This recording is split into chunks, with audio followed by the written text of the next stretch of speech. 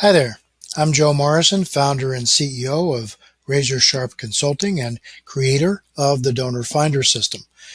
The Donor Finder System is a step-by-step system that's designed to help you attract, engage, and convert prospects into donors. And this email conversion generator really is a part of the Donor Finder System. Now, you've made a really wise decision in requesting the email conversion generator cheat sheet. And I'd like to take a few moments to walk you through the process of creating high conversion emails and to tell you why these things work so well. I know you'll really learn a lot just by investing a few minutes of your time. Now, creating an effective email that solicits contributions requires a tone that creates excitement and energy about your organization. The use of email for fundraising is increasing because the cost is less. It's less than traditional mail, of course, and it's less than phone solicitations, and the communication is immediate. There are certain ways to create engaging, actionable emails so that you get the results that you want, which of course is plenty of donations. I've created the email conversion framework specifically for this purpose. And yes, there's a lot happening in this email. And that's because it contains everything you need to persuade readers to click that Donate Now button. We're going to look at each of these elements in depth to be sure that you understand how everything fits together. But when you include the proper elements, it takes your email solicitations from being deadly boring, where no one wants to read the stupid thing, or worse yet, they simply delete it, to being excited and ready to give to your cause. And that's what we want. Excited and engaged people who are ready and willing to click that Donate Now button. And it can all be done in a few short paragraphs. Although I can't give you the exact words for your specific nonprofit, there are some shortcuts you can use to make your email stand out and be persuasive. So let's look at the science of persuasion for just a moment. Psychologists have determined that there really is a science to persuasion, and they've identified 6 key elements, or what they call persuasion shortcuts, that the audience will be compelled to respond to even if they don't know why. And the more elements you include in your emails, the higher chance you have of converting a reader to a donor. I cover the elements in detail with a number of examples in the Donor Finder System course, and it really is fascinating to see what makes people respond to various triggers. Today, we're only going to glance at these things, and we're going to look very quickly at these 6 elements, which are reciprocity, scarcity, authority, consistency, liking, and social validation. Although we'll look at each part of the email in detail, some of the elements are used more than once. And so in your framework, abbreviations are used to designate which element is used where. First up is reciprocity. This principle means that people usually like to repay a kindness with a kindness. If someone gives you something, you feel responsible to return the gesture. This is why free samples are so successful. The rule of reciprocity extends past gifts and favors and applies to concessions that are made as well. So in other words, if I concede something to you, you'll feel the need to concede something back to me. Now, this is great information to have in any negotiation, and it's a wonderful element to include in an email. Let's look at the first element. And of course, when you've done something for the reader prior to them getting your email and prior to them making a donation, they will be more likely to feel compelled to return the favor. That's what this part of the email shows as it relates to reciprocity. So it's really important that you consider what you can give your readers in advance of them making a gift. We want them to click on that Donate Now button, right? That's our ultimate goal. Well, what that means is that you need to do something first. Okay, you need to do something for them first. And so think to yourself for a moment, is there a free download, maybe a report or a guide or a product or a mug or a t-shirt with your logo on it that you can send them before you ask them for money. If you choose to use the reciprocity principle as one of your strategies, you really will have a much higher conversion rate. So think about anything that is personal and unexpected that you can give them, and that really will go a long way to having prospects want to return the favor to you. And most likely, that will be in the form of a donation. The next reciprocity element is the personal request. When it's personal, meaning that the asker actually knows the prospect personally, the prospect will be more likely to respond favorably because they feel like they're doing something for a friend. This is an ideal tactic to use in any fundraising campaign, but especially useful when emailing a prospect because it's much more immediate than other request types such as direct mail or involvement in an event. Another reciprocity element can be found in your postscript. Researchers tell us that people are 8 times more likely to read the PS than to read the actual email itself. So it's prime real estate for a call to action or to offer something in advance. If you have a donor magnet, which is a free, easy to consume download that is of interest to your prospect, offer them that. If you don't have that, offer them something else, maybe a book or an article or anything that will increase your chance of having the prospect feel like they owe you something. It's a very effective tactic. Next, we have scarcity. Perhaps you've seen an ad that said, only 10 widgets left, or act now before all of these things are gone. Opportunities and items always become more desirable as they become less available. This is the reason limited edition products sell faster despite being at a higher price. When using the scarcity principle, the most important factor is that you make your prospect feel like they'll lose something if they don't take action. So for our fundraising purposes, we need to emphasize what our prospects will lose if they don't become a donor. It could be a missed opportunity. It could be that they will feel ineffective or unhelpful, or even worse, that they are contributing to the problem rather than helping to solve it. The feelings of your prospect can be a powerful factor in quickly converting them from prospects into donors, especially if they feel like they're going to lose out on something if they don't act quickly enough. Probably the most important text item that you have in your arsenal, so to speak, your email arsenal, in order to promote scarcity is your subject line. You can dangle compelling information like the future is in your hands. You can add some mystery like a strange question for you, or you can personalize the subject line with something like Hunter Sullivan suggested I contact you. All of these are effective at capturing attention, but something that conveys what the donor will lose will go a lot further. Something like, don't miss out, it's almost over, might create more of a sense of urgency and grab the reader's attention more effectively. But you decide. It really depends on what you're trying to promote, the story, the rest of the email, as to what your subject line will be. Your micro content is a place to create a sense of urgency as well by describing why it's important to give now.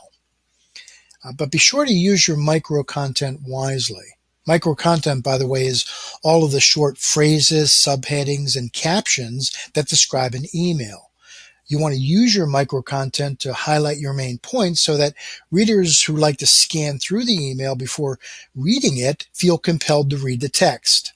Micro content includes things like headings and subheadings and the subject line and links and buttons. And you want to make all these things bold or larger so that they stand out. Make them simple and easy to understand. Short, actionable, bold. Those are the keywords. Once again, when you share what a person will lose by not acting immediately, you're using the scarcity principle very effectively. Now, it's imperative that you write a strong headline. A headline is the first line of an email and functions like a title. Only about 15% of emails are ever opened, so writing a great headline is extremely important for keeping the attention of that 15% and compelling them to keep reading. In fact, most email accounts, you can read the first line of an email in the field right next to the subject. So headlines are not only a reason to keep reading an email, they are also a reason to open one in the first place. Be sure to use active verbs and nouns in order to grab attention, as well as bolding, centering, and using a larger font. Making the headline short and to the point, making the purpose of your email clear from the get-go is extremely important. You want to compel the reader to think that reading this email will be useful, will be timely, and will be very relevant to their lives. And be sure to answer the question the reader wants to know, which is, what's in it for me? In a University of Texas Austin study, simply wearing a suit and tie, just by putting on a suit and a tie and walking across the street, a man increased the number of people that would follow him across the street at a red light by 350%. Imagine that. Just by wearing a suit and a tie, people trusted him, and he increased the number of followers by someone who didn't wear a tie by 350%. People trust others that have credentials that merit trust. And so that's what this authority principle is all about. This is the reason that salespeople always mention different awards that their company has received, because people are more likely to trust an expert in their field. If your house was on fire and these guys showed up, would you trust them to save your life? Yeah, me too. And that's my point exactly. Authority and trust mean a great deal when you're trying to persuade people to do something. So what authority elements can we use in our emails? Well, there are a few authority-provoking elements that we can use in our emails, and a personal greeting is one of them. Instead of the formal Mrs. Smith, why not simply say, Dear Doris? Beginning an email with a friendly, warm, personal tone will make you appear more of an authority than will formal language, which tends to distance you from your audience. You want your prospect to feel like, hey, I know this guy. He knows what he's talking about, and he's an authority in whatever subject. The same holds true for your signature.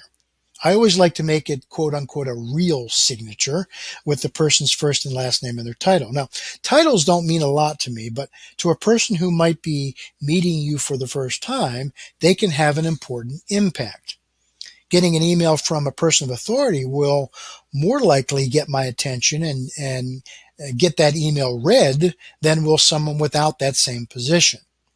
If possible, embed a photo of the real signature. Scan it and embed it in the email so that it looks more like a physical letter.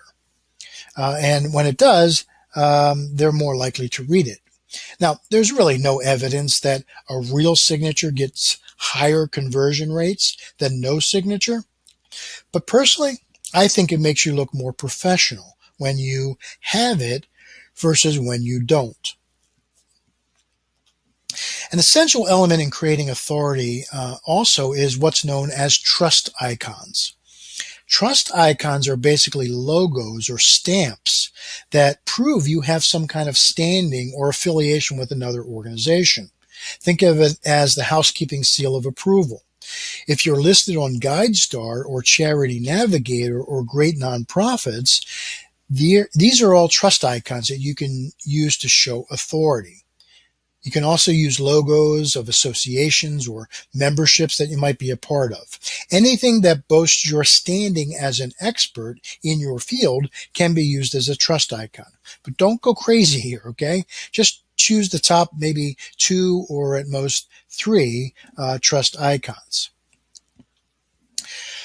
Now, while I believe that it's important to use provocative or heartwarming photos of actual clients or program participants and to create a strong emotional connection, you need to add these images very carefully.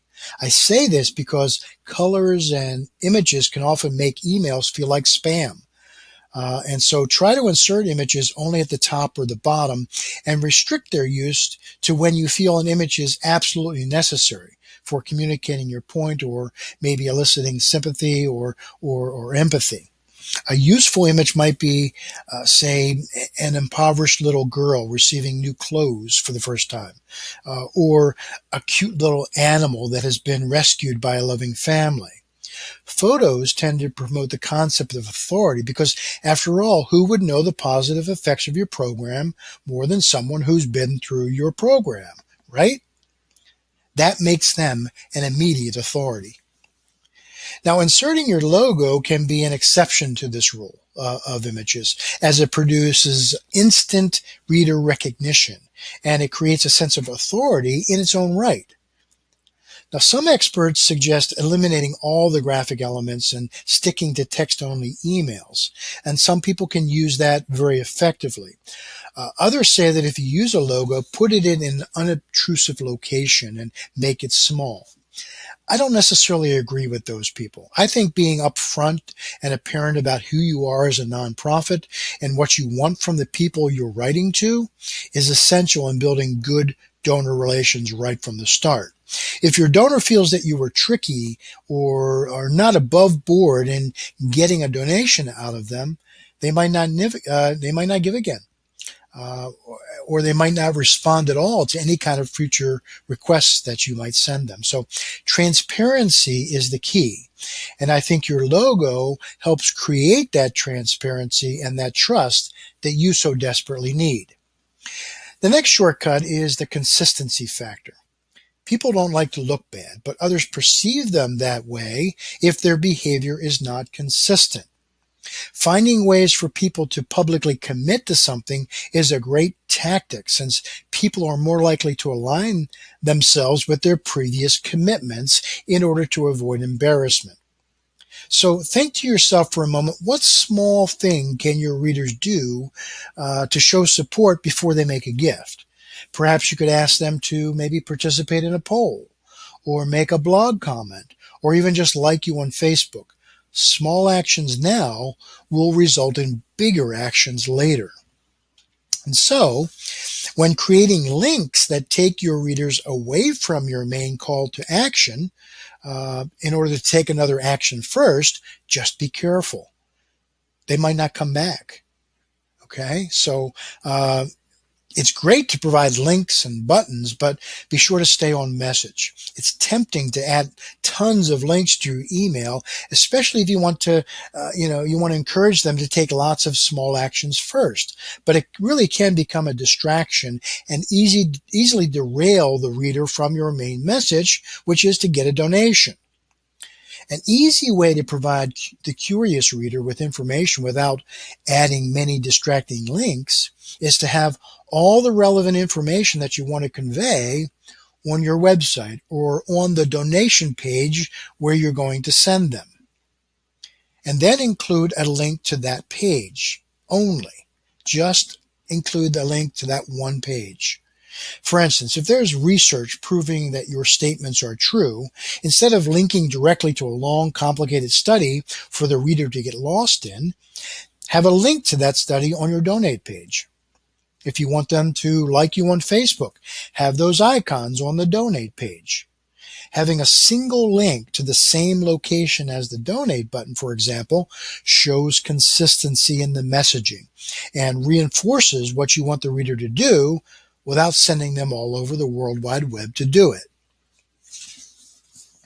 And of course, even if you get your prospects to take small actions, you still want them to take the big action, right? To make a donation. So, quite frankly, you have to ask them for it. The number one reason a person doesn't give in the first place is that they were never asked. And I've seen many so-called fundraising letters sent to thousands of people where they simply forgot to ask for the gift. You can't be shy here. In order to use the consistency principle effectively, you ask for small things, then you ask for something bigger. The donation is something bigger. When your recipients understand what you want from them, they'll take action. And the final point is always include a name and address for people to send donations to via snail mail. Give them options, as well as any other ways that they might want to donate to you, so that you can make donating as easy as possible for the recipient.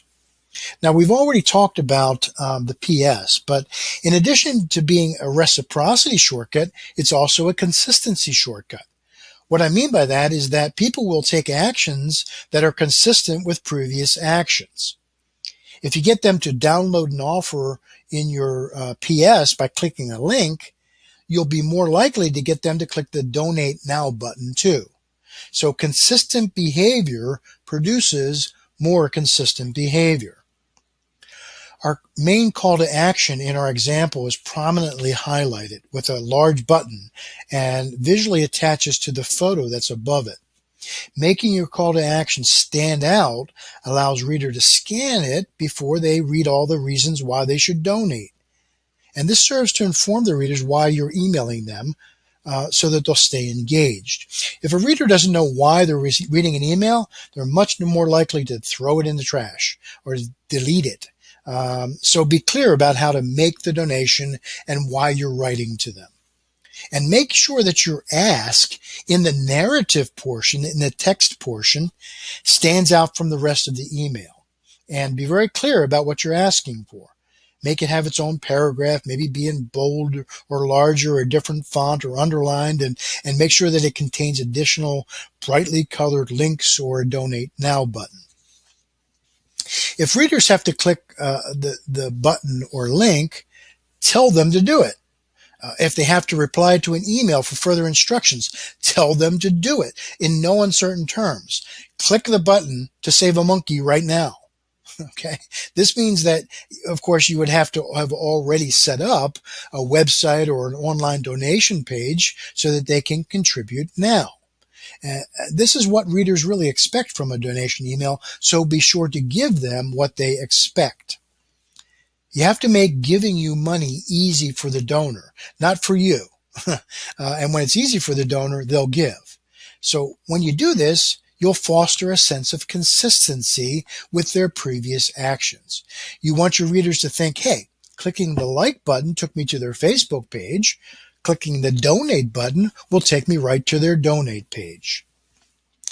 The liking principle is demonstrated by a study done at the University of North Carolina, Chapel Hill, which found that both untrue and true compliments produce the same amount of liking in a person. Now let me repeat that. Okay?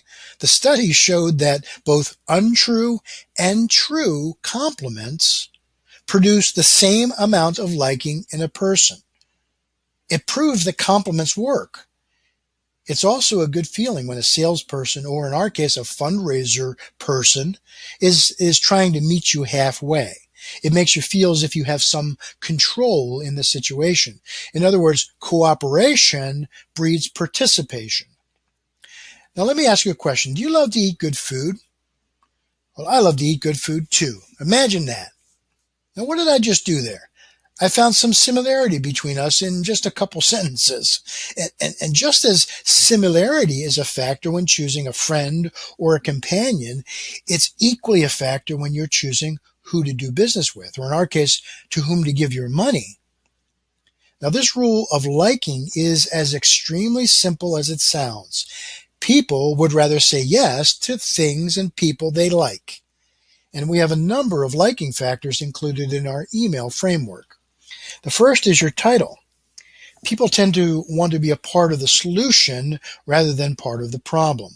By helping you, they become part of that solution, and they demonstrate that they share similar values. People with similar values tend to like one another, and they support one another.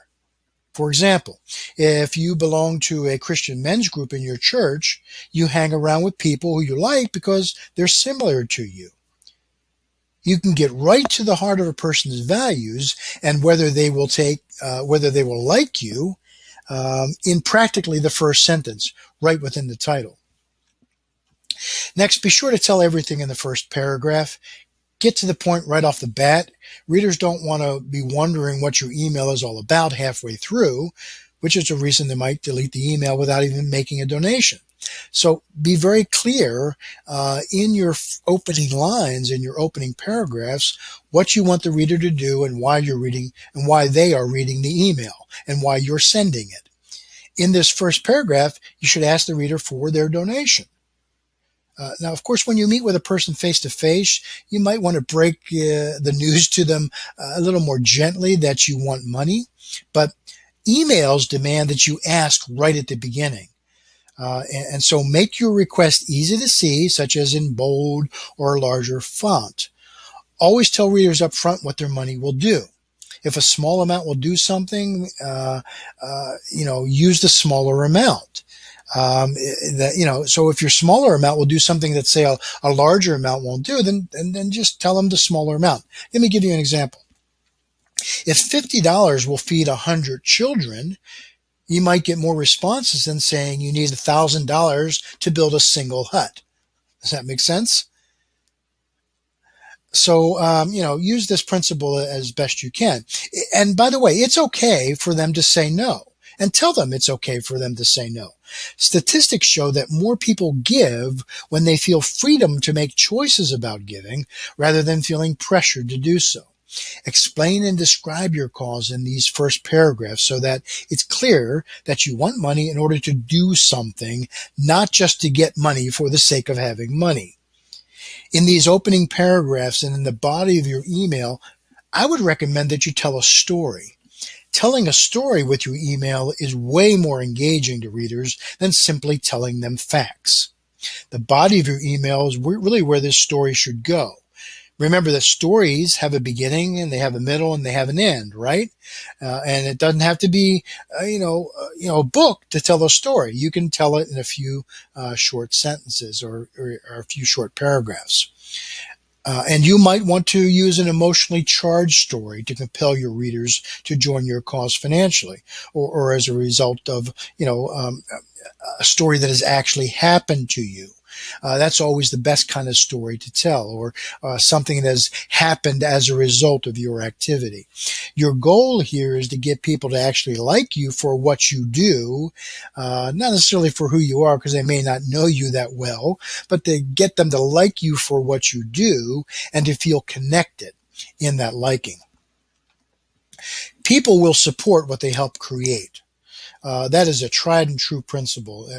A warm, urgent request for support goes a long way to getting people to demonstrate that they like what you do, and it engages them in the creation of the solution. That is, it helps them to create the solution by being involved, and that's the sense that you want to create if you're going to get people to like you. Now, we've already covered the signature and title part a little bit when we discussed authority a moment ago, but what does your name or signature have to do with liking? Well, nothing really in and of itself. But when that signature is from a person that the prospect knows, the whole game changes. Now, of course, we don't necessarily like everyone we know, but when the email is signed by a person who comes across as a friendly, warm, real person, we're more likely to like them than not like them. And so it's not just about how the ask is made, although that's really important, but just as important is who is asking. And that really makes a big difference here. It's always important to pull at people's heartstrings when you're doing fundraising. Telling a story, as we've just mentioned, or sharing an amazing photo does exactly that. And whenever you make an emotional connection with another person, you strengthen the possibility that they will like you. Why?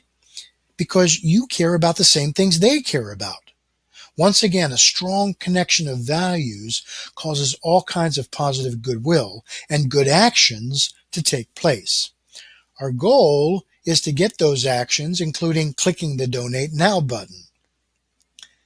I can't emphasize enough how important it is to thank the donor.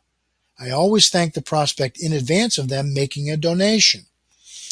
In salesmanship terms, this is called assuming the sale. Believing that they will donate when you ask will help them to donate when you ask. In other words, if you don't believe it, they won't believe it either. show your genuine, sincere appreciation and gratitude for their generosity and their time in advance, and they'll be much more inclined to donate. Another liking element here is the literal like button. People can check you out on Facebook in advance and literally like you on Facebook. Click that like button and they like you. Or they can do that in all kinds of other social media sites. Additionally, people like you when they see that you are transparent, allowing people, for instance, to forward the email to others, to contact you, or to even unsubscribe from your list, shows that you trust the donor the way that you want to be trusted. Always include your contact information, such as your phone number, your website, and your mailing address, so that people can immediately see that transparency and build that trust. Next is our final persuasion shortcut, social validation or consensus. The laugh track revolutionized sitcom television because it did something that was desperately needed. It told us when to laugh. We are social creatures by nature, and we like to look at what other people are doing to help validate and inform our decisions. In other words, we tend to do what other people are already doing, especially when they're similar to us. When using the principle of social validation, social proof, or consensus, always point to what other donors are already doing, especially many similar donors. Now, you can use the social validation principle by writing short body paragraphs in your emails. This helps readers skim the email, get to the idea, and move on to donating faster. This is because readers are typically worn down by the sheer amount of emails that they receive, and limiting the length of your email makes you stand out. And so be sure to cover only one or two main points. You don't want to write a whole book here. Be very concise, no matter how many edits you have to go through in order to keep it concise. And don't include the history of your organization or the history of why you're asking for money. When people, when you use the opening paragraph and your short story in the body paragraphs, that's more than sufficient to explain why you need money. When people can quickly and easily understand what you want and how others are supporting what you want, it increases your level of social validation. Trust icons are also an important social validation tool when they're the right trust icons. For example, an organization like Charity Navigator, which rates nonprofit organizations, provides objective, quote-unquote, proof that you are a legit agency and that others can and do support you. Another great trust icon that really promotes social validation is Great Nonprofits. This is a site that gets nonprofits to have their own supporters say great things about them and then ranks those nonprofits based on the number of testimonials they get. The ranking is really not the important thing here. The testimonials from others is. Your volunteers, your board, your staff, your clients, and yes, even your donors can comment on what they really think about your nonprofit. And this builds immediate credibility in a prospective donor's eyes because they're relying on the testimony of others rather than your testimony to prove that you're making an impact and that you are an important enough organization to warrant their support. Once again, social media links are a direct source of social validation since prospective donors can go to your Facebook page, watch your YouTube videos, see your Twitter posts, and decide for themselves if others are validating your work. It's a really powerful tool, and I always like to include social media links in every email that I send out.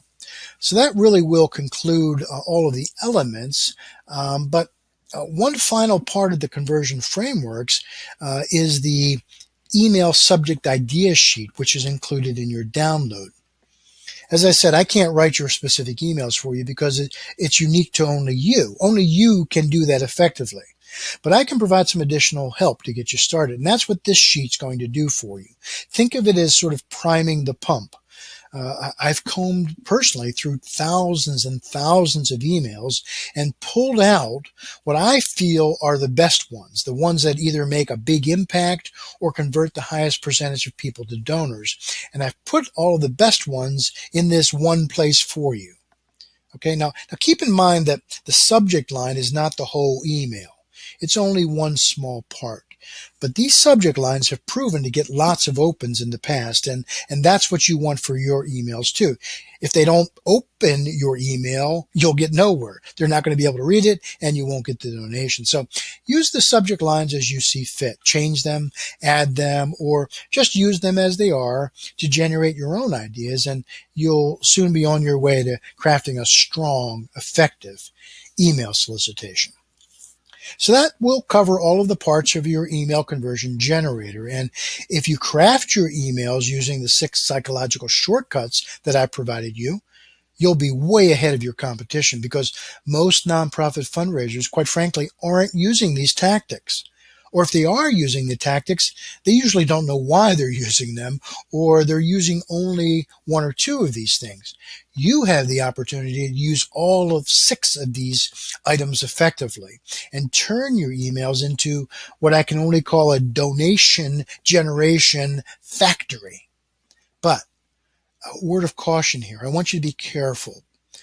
These persuasion tools really are powerful, and we never, as nonprofit leaders, want to trick or force a person to take an action that they really aren't comfortable with taking just because they felt compelled to do so by some strange underlying force. We need to be transparent. We have that responsibility. We have, I believe, a higher calling as nonprofit leaders dealing with public money. And I just wanted to give you that word of caution, because I know that you will use these techniques responsibly, really responsibly, and that your purpose is a good purpose and your motivation is right. So, but just think about that for a moment and make sure that you are using these techniques in a responsible, transparent fashion. But also remember this, emails in and of themselves are only one small piece of your fundraising puzzle. As a matter of fact, it's one of the last pieces of the fundraising puzzle. It's not the first piece.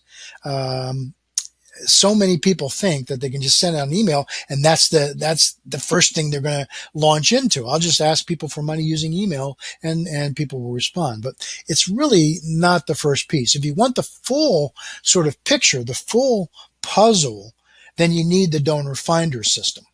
And the donor finder system is a simple step-by-step fundraising system that uses frameworks to launch an effective automated prospect generation machine for your nonprofit without the frustration that usually comes with fundraising. So most people in fundraising talk about donations. They say, we need to raise more money, so let's put a donation button on our website, or let's do a crowdfunding campaign to get more donations, or send an email to get more donations. But they're starting at the wrong place. They're starting at the middle or the top of the system, the second or third level, and they're concentrating on donations rather than on donors. Donors is where the money is. You've got to get people, not just wallets, to be engaged in your work. And so that's really what the donor finder system will do for you. Because if you haven't sort of identified, attracted, and engaged people, your prospects in your work, you're never going to be able to convert them to a donor. And a crowdfunding campaign or an email effort is really not going to do much good. And that's probably why fundraising doesn't work for you right now. You're trying to start at the end. But when you have the right system in place to attract people, that is, you know who your donor is, and you can engage them, you have a funnel that can automatically get strangers involved or active in your campaign or your project. Only then can you look at converting them into donors. And when you get donors, you get donations. In other words, many of you are trying to bypass the cultivation of your potential donors instead of setting up an automatic system to do that for you. Now, I've discovered in more than 30 years of fundraising that if there's one thing nonprofit leaders are missing, it's a system, a framework for their fundraising efforts, a framework for how to do their jobs more effectively. And that's what the Donor Finder system is at its heart, at its core. And I'm going to be sending you some more information about the Donor Finder system, so I want you to keep an eye out for future emails. The whole point of this training and of the Donor Finder system is this. The choice really is in your hands. You can choose what to do. That is what you're doing right now with no framework, but probably with lots of frustration and being overwhelmed by everything that has to happen. Or you can just follow a clear path and get real results like I just showed you. And I hope you'll take the path that is clear. I hope you'll follow the Donor Finder system and get involved in that and get clarity to your work, because you have to have clarity before you can attract, engage, and convert prospects into donors. And without it, you're going to be chasing your tail and wasting a lot of time and money. So it really is your turn right now. And what I'd like to ask you to do is to comment below and tell me what you thought of this video. Tell me about the persuasion techniques that impacted you the most, or the things that you're going to try to do yourself. And even if you thought, hey, Joe, this stuff is all hocus pocus, I don't think it's going to work at all, write that down too. I'm okay with that. I really want you to share your honest feelings in the link below. And if you would, also share this program on Facebook if you think it's going to help other nonprofit leaders find clarity too. Thank you so much for taking the time to invest in yourself and to grow your nonprofit. I really do honor you for taking the time to make this commitment and make this dedication to improve your organization. I hope you found the video helpful. Take care. I hope to see you again soon. Bye-bye.